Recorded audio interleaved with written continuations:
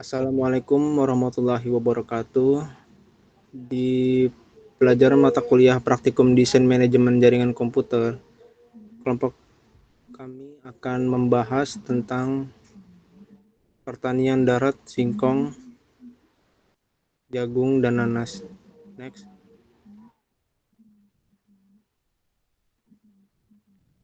Ini anggota kami yang terdiri dari satu Marcelino Karpin dengan NIM 1005, Muhammad Ardiansah dengan NIM 1011, yang ketiga Maulana Syidik dengan NIM 1073, yang keempat ada Fidiani Aulia dengan NIM 1086.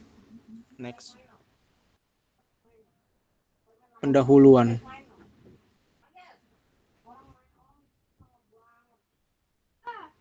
dan latar belakang.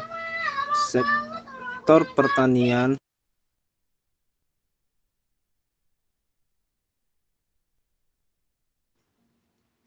Sektor pertanian yang merupakan sektor yang strategis dan berperan penting di perekonomian nasional.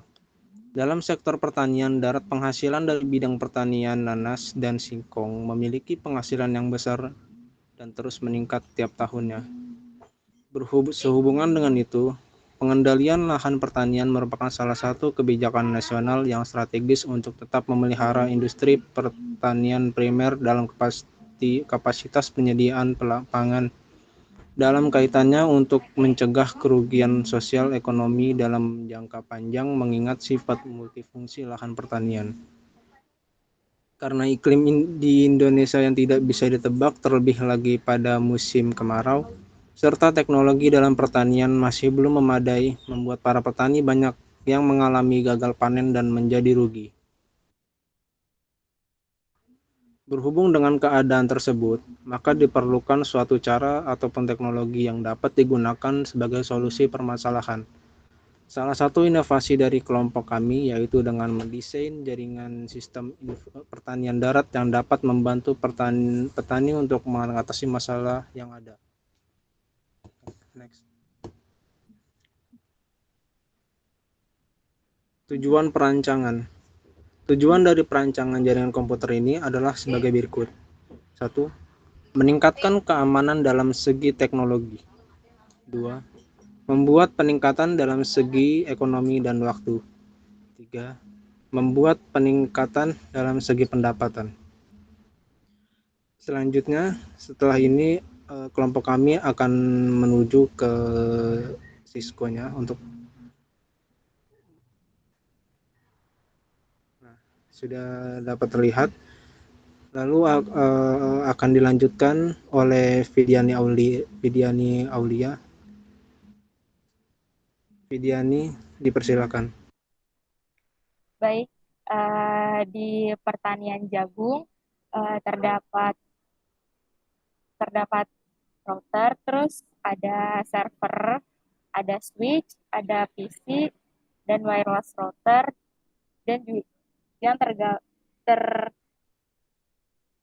terhubung dengan trip sensor.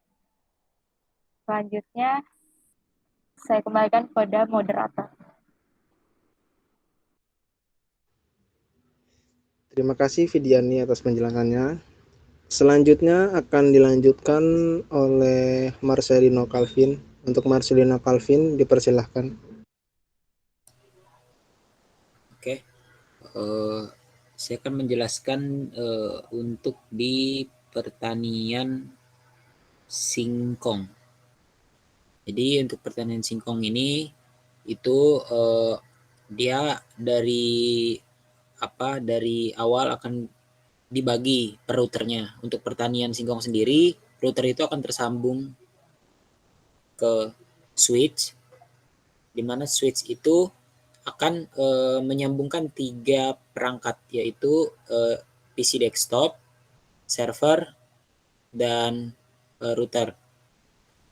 Yang pertama di sini ada PC desktop, gunanya itu nanti dia akan memonitor segala aktivitas yang ada di perkebunan singkong. Lalu di atasnya itu ada server, gunanya untuk menyimpan segala data-data dan proses lalu lintas data yang terjadi. Lalu di sebelah kiri itu ada router. Router ini akan tersambung ke bermacam-macam perangkat yang ada di lahan pertaniannya. Contohnya di situ router tersambung ke 2 webcam yang gunanya untuk memantau pertumbuhan dari tanaman singkong itu sendiri, dari bibit menjadi tanaman siap panen. Lalu ada 2 sensor anti maling. Lalu ada 9 penyiram otomatis untuk tanaman yang dapat diakses langsung lewat PC desktop. Oke, kita lanjut ke yang paling kanan, pertanian nanas. Untuk pertanian nanas ini itu sama kayak tadi, itu dari atas dulu itu tersambung ke sebuah daya listrik. Daya listrik itu akan memiliki baterai yang dimana dia bisa diisi ulang lewat sebuah panel surya atau solar panel. Ketika daya itu sudah terisi penuh, maka itu akan dapat dijadikan sebagai sumber daya dari perangkat-perangkat yang ada di lahan pertanian. Sama seperti tadi, ini terdapat router yang tersambung ke switch dan tersambung juga ke switch ini tersambung ke 3 perangkat, yaitu server, PC, desktop, dan router. Routernya ini juga akan menyambungkan ke bermacam-macam perangkat yang ada di lahan, yaitu webcam, sensor anti maling, dan penyiram otomatis. Sekian dari saya kembalikan ke moderator. Terima kasih Marcelino Calvin atas penjelasannya. Selanjutnya akan saya lanjutkan ke Muhammad Ardiansyah. Untuk Muhammad Ardiansyah dipersilahkan. Terima kasih moderator. Selanjutnya di sini saya akan menjelaskan tentang cara router ini atau sistem ini bekerja. Dari yang pertama ini yang tadi belum disebut ini tentang ini water level monitor, di mana jika penyiram sawah ini aktif, di sini akan menampilkan water levelnya, seberapa banyak keluarnya. Terus di sini juga ada temperatur monitor juga untuk memastikan seberapa panasnya monitor itu bekerja. Terus di sini saya akan menjelaskan tentang tata cara untuk mengaktifkan seluruh fungsi yang ada di sini. Di sini fungsi-fungsinya sudah terhubung ke PC utama. Bentar, agak nge-lag.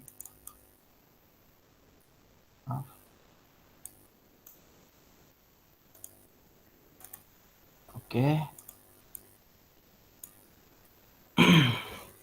Di sini kita ke web browser dulu pertama untuk menyambungkan PC ini ke server. Yang pertama kita harus tahu IP address server tersebut.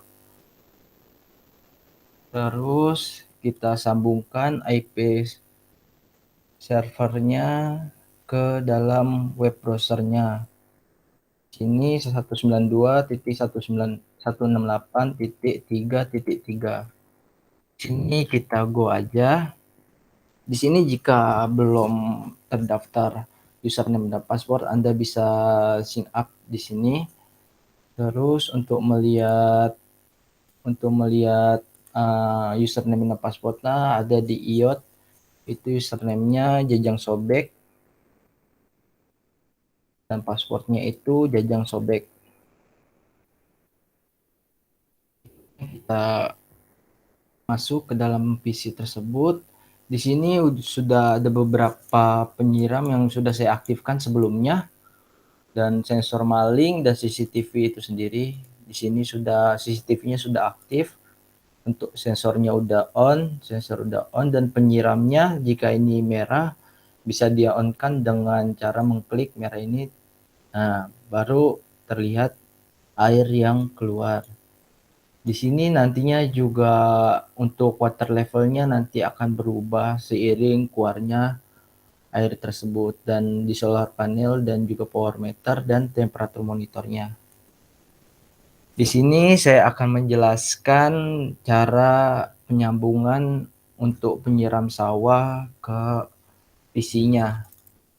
Di sini sebelumnya saya sudah mengaktifkannya. Di sini saya masukkan server address dan username yang tadi ada di servernya. Terus jika ingin mengkonekkan, di sini tinggal pencet connecting saja, dan jika sudah berupa refresh berarti sudah aktif untuk penyiramnya. Di sini untuk webcamnya juga sama. Di sini saya masukkan IP address-nya atau server ID-nya dan username dan password-nya. Di sini jika sudah berubah refresh berarti sudah tersambung ke PC-nya. Dan juga sama halnya dengan trip sensor atau sensor maling. Di sini saya masukkan server address, username dan password. Dan di sini akan tampil semuanya yang sudah aktif sebelumnya. Untuk selanjutnya cara melihat simulasi supaya melihat ya server apa tuh sensor trip sensornya sudah connect ke server ID. Caranya kita tinggal ping saja. Di sini default gateway-nya itu 192.168.3.1. Di sini kita tinggal ping aja ke arah servernya jika ingin mengetahui sensor itu sudah bisa diping atau tidak. Di sini sebelumnya saya sudah ngeping dari sensor tersebut. Di sini ternyata sensor tersebut sudah bisa terhubung ke server. Dan selebihnya sudah saya kembalikan ke moderator. Terima kasih. Terima kasih atas penjelasannya Muhammad Ardiansyah. Selanjutnya kita akan kembali lagi ke presentation. Lalu kesimpulan dan saran akan dilanjutkan oleh Vidiani. Untuk Vidiani dipersilahkan.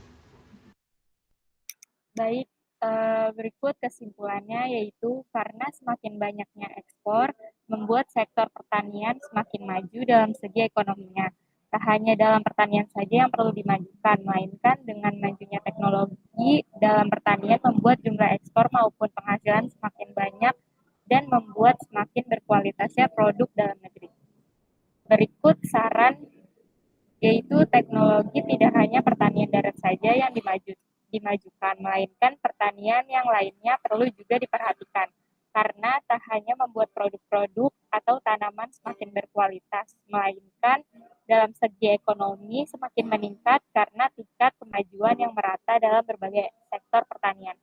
Tak hanya itu, karena semakin majunya pertanian luar negeri, kita harus lebih maju melakukan pemajuan dalam sektor pertanian dengan menghasilkan inovasi-inovasi baru dalam pertanian. Sekian dari saya kembalikan ke moderator. Terima kasih atas penjelasannya Vidiani. Sekian dari presentasi kelompok kami yaitu pertanian darat, singkong, jagung, dan nanas. Kurang lebihnya mohon maaf. Wassalamualaikum warahmatullahi wabarakatuh.